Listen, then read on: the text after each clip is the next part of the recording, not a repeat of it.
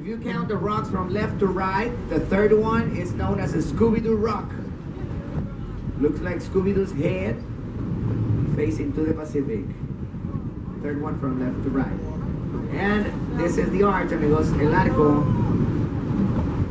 It is the most representative landmark of Cabo. It is a natural granite rock formation. So we're stopping by for some photos. And the captain is going to rotate our boat in at 360 degrees spin. It is picture time, amigo.